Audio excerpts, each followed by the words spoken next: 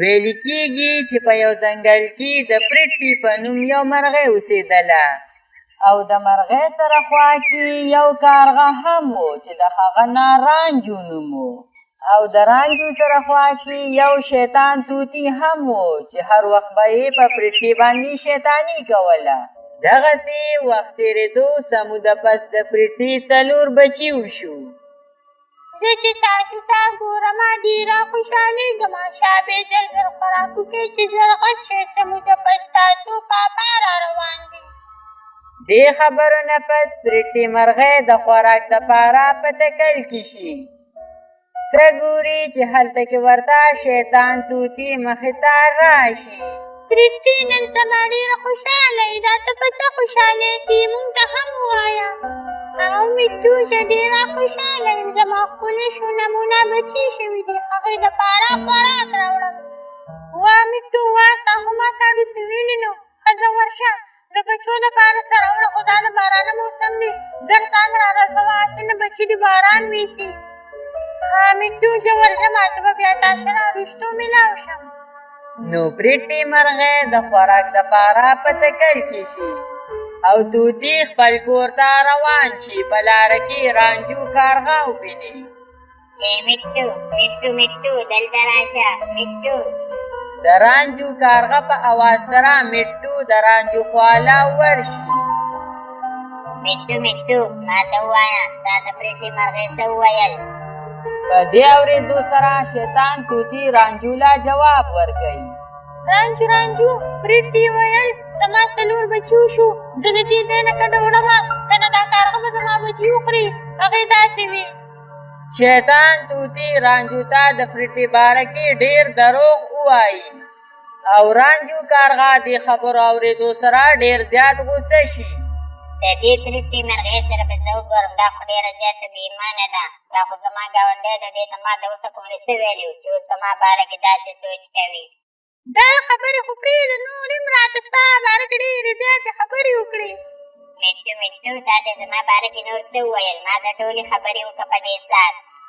رانجو رانجو ما ته یې ویل چې زما د دې کارغه سره ژوند نه تېرېږي. دا خو ډېر بدمخه دی او تک تور دی. زه د دې ځای نه کډه وړمه. دې خبرو اورېدو سره رانجو لا نوره هم غوسه ورشي.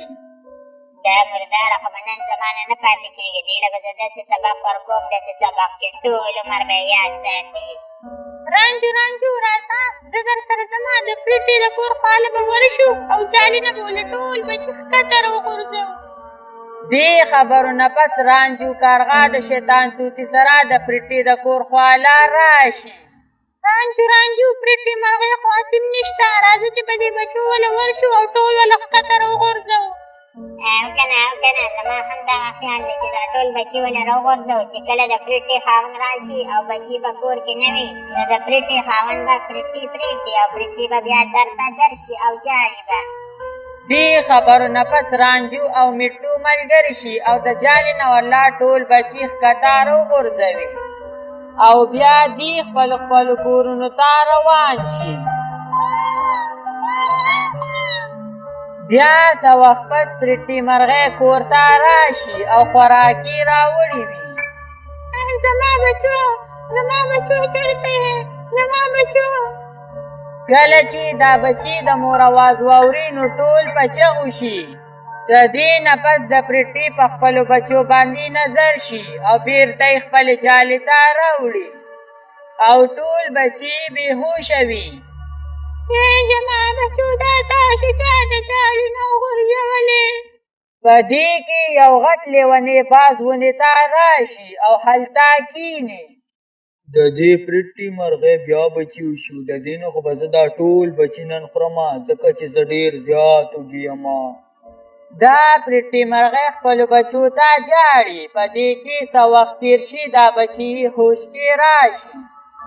دې لیدو سره پرټي ډېره زیاته خوشحاله شي او خپلو بچو له خوراک ورکول شروع کړي. څه ګوري چې په دې کې موسم ډېر زیات خراب شي او ډېر تیز باران شي.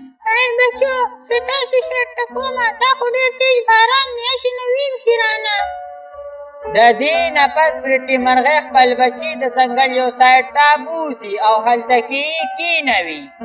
او بیا دا پرټي مرغۍ خپلې جالې ته ورشي چې وګوري نو جاله یې نه وي. وای زما جاله خو ټوله باران راغورځولې ده، اوس به ښه کومه زما بچي خو به دې باران ته مړه شي. داسې به وکړمه چې د مټو کره به ورشم، هغه ته به ووایم چې ماله لږ شی راکړه چې زما بچي در سره پاتې شي.